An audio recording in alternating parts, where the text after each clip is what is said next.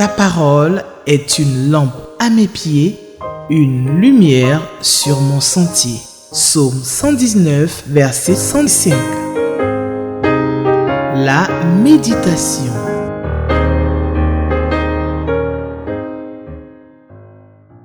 Nous sommes le jeudi 21 novembre 2024. Amis téléspectateurs d'Espérance TV, bien-aimés dans le Seigneur, nous vous saluons dans le précieux nom de notre Seigneur Jésus. Et ce jour, nous allons encore une fois nous retrouver au pied du Maître pour écouter ses conseils, ses orientations et qu'il nous fasse du bien. Nous allons prier. Éternel, notre Dieu et notre Père, reçois notre reconnaissance, reçois notre adoration, reçois nos hommages ce jour. Merci pour ce jour que tu as fait, un jour béni d'avance, un jour de gloire, un jour de bonnes nouvelles, un jour de grâce, un jour de faveur divine sur nos familles, sur nos vies, sur notre nation et sur ton peuple. Reçois nos hommages et nos appréciations. Merci pour ce temps. Nous prions que tu nous conduises, que tu nous enseignes ta parole et que tu ouvres nos yeux spirituels sur la profondeur de ta parole. Ta parole qui est une semence incorruptible. Donne gloire à ton nom, au nom de Jésus. Amen. Amen. Alors, notre texte de base, c'est Daniel 11, versets 21 à 45. Daniel, chapitre 11, verset 21 au verset 45. Nous lisons la parole de Dieu. Un homme méprisé prendra sa place sans être revêtu de la dignité royale.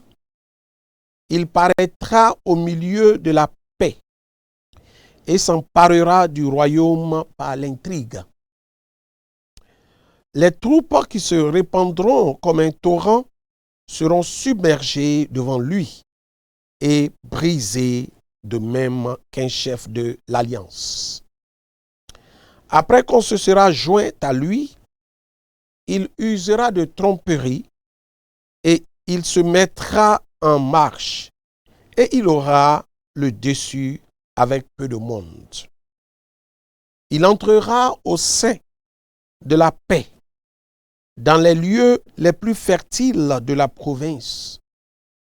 Il fera ce que n'avaient pas fait ses pères, ni les pères de ses pères. Il distribuera le butin, les dépouilles et les richesses. Il formera des projets contre les forteresses, et cela pendant un certain temps. À la tête d'une grande armée, il emploiera sa force et son ardeur contre le roi du Midi. Et le roi du Midi s'engagera dans la guerre avec une armée nombreuse et très puissante. Mais il ne résistera pas, car on méditera contre lui de mauvais desseins. Ceux qui mangeront des mets de sa table causeront sa perte. Ses troupes se répandront comme un torrent et les morts tomberont en grand nombre. Les deux rois chercheront en leur cœur à faire le mal, et à la même table, ils parleront avec fausseté. Mais cela ne réussira pas, car la fin n'arrivera qu'au temps marqué. Verset 28. Il retournera dans son pays avec de grandes richesses. Il sera dans son cœur hostile à l'alliance sainte. Il agira contre elle, puis retournera dans son pays. Verset 29. À une époque fixée, il marchera de nouveau contre le Midi. Mais cette dernière fois, les choses ne se passeront pas comme précédemment. Des navires de Kittim s'avanceront contre lui. Découragés, il rebroussera chemin. Puis, furieux contre l'alliance sainte, il ne restera pas inactif. À son retour, il portera ses regards sur ceux qui auront abandonné l'alliance sainte. Des troupes se présenteront sur son ordre. Elles profaneront le sanctuaire, la forteresse. Elles feront cesser le sacrifice perpétuel et dresseront l'abomination du dévastateur. Il séduira par des flatteries les traites de l'alliance, mais ceux du peuple qui connaîtront leur Dieu agiront avec fermeté. Et les plus sages parmi eux donneront instruction à la multitude. Il en est qui succomberont pour un temps à l'épée et à la flamme, à la captivité et au pillage. Dans le temps où ils succomberont, ils seront un peu secourus et plusieurs se joindront à eux par hypocrisie. Quelques-uns des hommes sages succomberont afin qu'ils soient épurés, purifiés et blanchis jusqu'au temps de la fin, car elle n'arrivera qu'au temps marqué. Le roi fera ce qu'il voudra. Il s'élèvera, il se glorifiera au-dessus de tous les dieux et il dira des choses incroyables contre le Dieu des dieux. Il prospérera jusqu'à ce que la colère soit consommée, car ce qui est arrêté s'accomplira. Il n'aura égard ni au Dieu de ses pères, ni à la divinité qui est l'objet du désir des femmes. Il n'aura égard à aucun Dieu, car il se glorifiera au-dessus de tous. Verset 38. Toutefois, il honorera le Dieu des forteresses sur son piédestal. À ce Dieu que ne connaissaient pas ses pères, il rendra des hommages avec de l'or et de l'argent, avec des pierres précieuses et des objets de prix. C'est avec le Dieu étranger qu'il agira contre les lieux fortifiés et il comblera d'honneur ceux qui le reconnaîtront. Il les fera dominer sur plusieurs. Il leur distribuera des terres pour récompense. Verset 40. Au temps de la fin, le roi du Midi se heurtera contre lui, et le roi du Septentrion fondra sur lui comme une tempête, avec des chars et des cavaliers, et avec de nombreux navires. Il s'avancera dans les terres, se répandra comme un torrent et débordera. Il entrera dans le plus beau des pays, et plusieurs succomberont.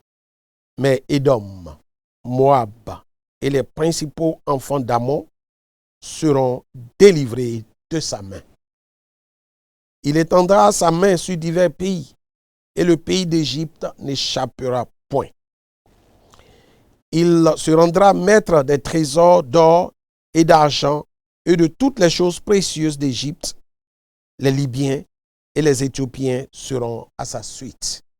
Verset 44.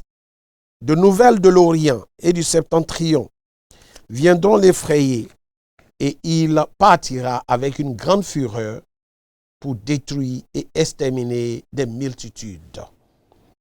Il dressera les tentes de son palais entre les mers vers la glorieuse et sainte montagne. Puis il arrivera à la fin sans que personne lui soit venu en aide. Amen. Alors, le titre de ce passage, c'est la suite de la guerre entre les rois du Nord et les rois du Sud. La suite de la guerre entre les rois du Nord et les rois du Sud. Ce texte se soumet à une division pour une interprétation dynamique. Alors, il faut comprendre que, en termes de contexte,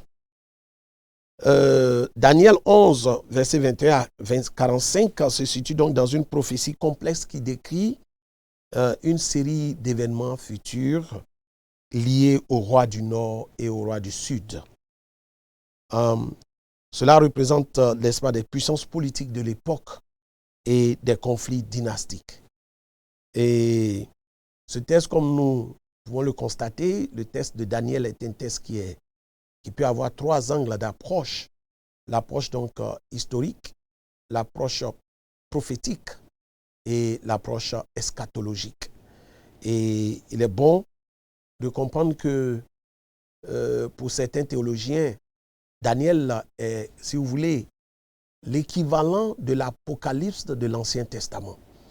Donc c'est un texte qui est hautement codé et hautement riche en signes et en symboles. Alors, le verset 21 au verset 30, ça sera donc la première partie qui parle donc du règne d'un roi, Antiochus IV d'Épiphane. Épiphane. C'est le nom de ce roi et nous allons donc parler de ce roi lorsque nous allons commencer l'interprétation. La deuxième partie du verset 31 au verset 39, c'est l'idolâtrie du roi Antiochus IV. Ok, ce roi était un idolâtre et comme nous avons constaté tout à l'heure lors de notre lecture. Et enfin, du verset 40 au verset 45, nous avons l'anticipation de la fin. Alléluia. L'anticipation de la fin de son règne. Alors, il faut comprendre que la première partie, qui commence de la ligne du verset 21 au verset 30, nous avons le règne d'Antiochos IV d'Épiphane, qui est présenté ici comme un homme méprisé, qui prendra donc sa place sans être revêtu de la dignité royale. Donc c'est comme un usurpateur de titre. C'est l'ascension d'un roi méprisable. Un personnage qui est décrit avec des mots tels que vil. Ce roi va s'emparer du pouvoir par des moyens détournés, non par une succession royale légitime. Ce n'est pas perfidie qu'il arrive donc au pouvoir, mais il arrive au pouvoir par la flatterie, par la tromperie. Dans cette perspective donc historique, cela a souvent été interprété comme une référence à Antiochus IV Épiphane. Antiochus IV Épiphane est un roi de l'empire de Séleucide. Et il est important de comprendre que ce roi va profaner le sanctuaire. Et il va agir de manière à être célèbre, mais d'une célébrité pour cette tentative d'hellénisation des Juifs. Et pour avoir donc persécuté sévèrement ceux qui résistaient à des réformes religieuses. Ce roi est comme un antéchrist, en griffe, qui ne dit pas son nom. Il va tenter d'imposer des pratiques grecques dans le temple de Jérusalem. Ce qui va provoquer la révolte des Maccabées. Alors, il est important de rappeler à ce niveau que ce roi va aussi se lancer dans une guerre contre le roi du Sud. Plusieurs tentatives d'attaque, de guerre donc vont être au verset 25, on apprend qu'à la tête d'une grande armée, il emploiera sa force et son ardeur contre le roi du Midi. Et le roi du Midi s'engagera dans la guerre avec une armée nombreuse et très puissante. Mais il ne résistera pas car on méditera contre lui de mauvais desseins. Ce roi est un roi vil, méprisable à cause des actes qu'il pose. C'est un roi qui va aller contre les pratiques, n'est-ce pas, des enfants de Dieu. Mais mal lui sera pris parce qu'il sera l'objet d'une défaite soudaine. Ce roi aussi va se lancer dans l'idolâtrie et la persécution des croyants, comme nous l'avons dit. À cette époque, il commence à persécuter les fidèles juifs partout où ils sont. Ils étaient donc l'objet de persécution. Il va même interdire le culte et il va profaner le temple. C'est ce qu'il est convenu d'appeler dans le livre de Daniel l'abomination de la désolation. un souverain arrogant, insensible aux choses de Dieu et qui se met au-dessus de toute forme de divinité. Il impose un culte où lui-même il est glorifié. C'est l'autocélébration qui est en réalité, comme je le disais, une préfiguration de l'Antéchrist. Mais ce roi, aussi fort qu'il soit, il va chuter. Et ce qui donne la troisième partie, la chute du roi Antiochus IV. Il va mourir dans des circonstances obscures après avoir échoué dans ses campagnes militaires. Oh, quel enseignement nous pouvons tirer de ce passage? Nous pouvons tirer 4 leçons. La première, c'est, il faut comprendre qu'il y a la lutte entre le bien et le mal.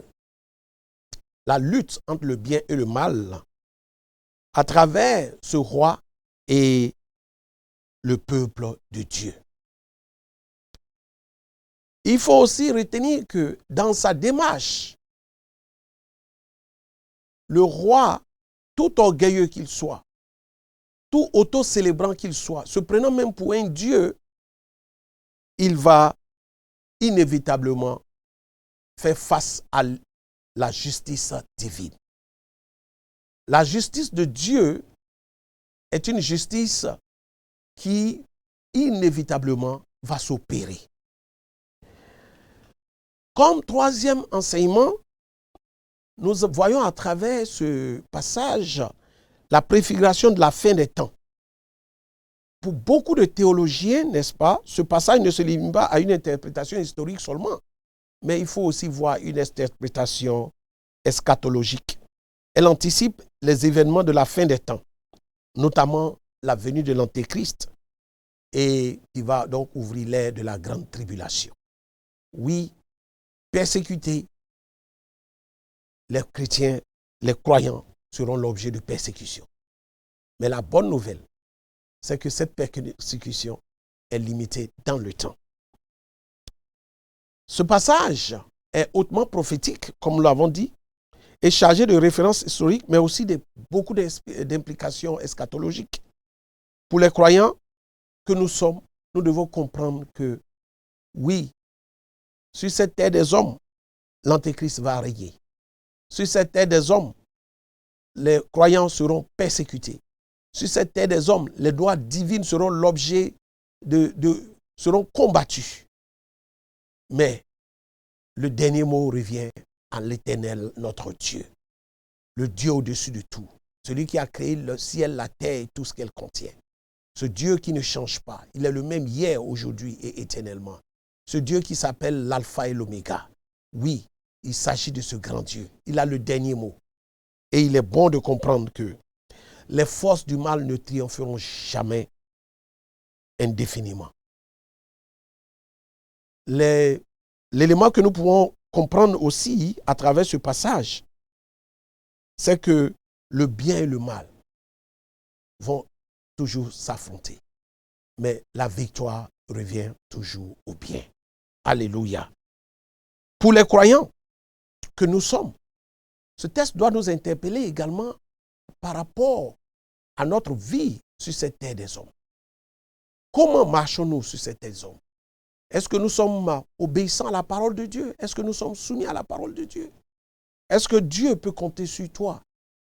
Il peut compter sur moi pour l'avancement de son œuvre sur cette terre des hommes. Dieu veut des hommes intègres, des hommes fidèles, des hommes qui renouvellent son alliance avec lui, des hommes qui s'est choisi afin de faire reculer les ténèbres sur cette terre des hommes. Il suffit d'ouvrir les yeux pour voir que ce monde est un monde qui croupit sous le poids des œuvres sataniques et diaboliques. Et Dieu rappelle à mon frère, à ma sœur, que tu es la lumière du monde et le sel de la terre. Oui, tu es un témoin de ce Dieu tout-puissant. Il compte sur toi afin que ce monde qui est dans une phase de déliquescence avancée, que toi, il rappelle que tu es le sel de ce monde.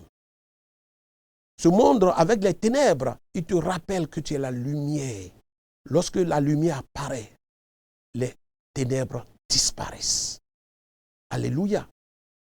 Oui, il rappelle que tu as une responsabilité à assumer et à faire sa volonté, à se soumettre à sa parole, car sa parole est la vérité. Il dit, je suis le chemin, la vérité et la vie. En dehors de lui, il n'y a point d'autre chemin. Il n'y a point d'autre vérité. Il n'y a point d'autre vie. Toute vie en dehors de la vie avec le Créateur qui est notre Dieu, qui est Jésus, qui est le Saint-Esprit, est une vie qui est coupée de toute communion avec Dieu. C'est pourquoi nous devons marcher dans la sanctification. Oui, afin que nous puissions, nous aussi, transmettre l'héritage de Jésus-Christ à nos descendants. Nous sommes des missionnaires en tant que pères de famille. Et nous devons transmettre ces valeurs aux descendants. Le plus grand héritage que nous puissions laisser à nos enfants sur cette terre, c'est Jésus-Christ. Leur laisser des immeubles, c'est bon. Des biens matériels, c'est bien. Mais ce qui sera parfait, c'est de leur enseigner Jésus-Christ. Afin qu'ils puissent dire aussi, le Dieu de nos pères nous a secourus. Afin qu'ils puissent dire que nous avons vu sa main à l'œuvre dans notre vie. Il nous a délivrés. Lorsque nous étions devant la mer, il a ouvert la mer en deux. Lorsque nous étions devant un Goliath, il a terrassé le Goliath. Lorsque nous étions devant le mur de Jéricho s'est effondré. Il est Dieu qui combat pour nous. Il est Jéhovah Sabaoth. Il est Jéhovah Gibor. Il est avec nous, il est en nous, il est pour nous. Et c'est pourquoi je veux que tu t'appropries cela ce jour et comprendre que c'est lui qui combat pour toi. Il ne t'a pas abandonné. Tout ce qu'il veut, c'est de placer ta confiance en lui. Gloire soit rendue à Dieu. L'idolâtrie du roi et la persécution des chrétiens sont des phénomènes qui se passent dans notre quotidien. Il suffit d'ouvrir les yeux pour voir l'oppression sous toutes ses formes. Partout, vous avez un monde qui est hyper sexualisé. Les publicités, les films, tout ce qui se met à la disposition à travers les médias, les téléphones, la pornographie, dont il suffit d'avoir, n'est-ce pas, accès à son portable pour avoir accès à des sites où les films pornographiques coulent à volo. Et c'est le diable qui est en action. Le diable est véritablement déchaîné. La masturbation, la prostitution, la pédophilie, l'homosexualité, des personnes qui aujourd'hui prennent des lois, et ces lois qui stipulent qu'on ne doit plus parler de père et de mère, mais on doit parler de parent 1 et de parent 2. Où va ce monde? Nous devons nous interroger en tant que corps du Christ. Nous devons faire front et faire barrage à tout ce qui n'est pas de Dieu. Oui, il est important que cela soit ainsi. Et que tout soit rétabli. Que l'ordre divin soit rétabli. Car nous ne sommes pas le produit de l'évolution des singes, mais nous avons été créés par ce grand Dieu, créateur du ciel et de la terre. Et c'est pourquoi nous devons, avec assurance et fermeté, faire barrage à toutes les théories, à toutes les doctrines qui sont antichrist. Dieu n'a pas encore dit son dernier mot. Et son jugement est un jugement éternel. C'est une responsabilité que nous devons avoir. Avoir le sens de l'engagement, de ce que nous devons perpétuer les valeurs de Dieu sur cette terre des hommes. À travers nos enfants, les enfants de nos enfants. Que la prostitution, la pornographie, la masturbation, que les films qui se passent aujourd'hui où l'homme est célébré, ces éléments doivent de nos jours disparaître. Que ces influences n'aient pas, que ces éléments n'aient pas des influences négatives sur nos progénitures. Voici le défi à relever. Et seuls nous ne pouvons pas, nous avons besoin de l'Esprit de Dieu. C'est pourquoi ce jour, nous voulons bénir Dieu au travers de ce passage pour dire que l'Antéchrist est là et il agit de façon perfide, avec perfidie, avec ruse, avec malice. Nous devons ouvrir les yeux spirituels et comprendre les codes qui sont au travers des messages qui sont implicites. Que Dieu nous y aide. Bien-aimés dans le Seigneur, nous devons méditer Romains chapitre 1, verset 24 à travers notre lecteur de la Bible à méditer. Il dit, c'est pourquoi Dieu les a abandonnés à des actions impures, selon les désirs de leur cœur.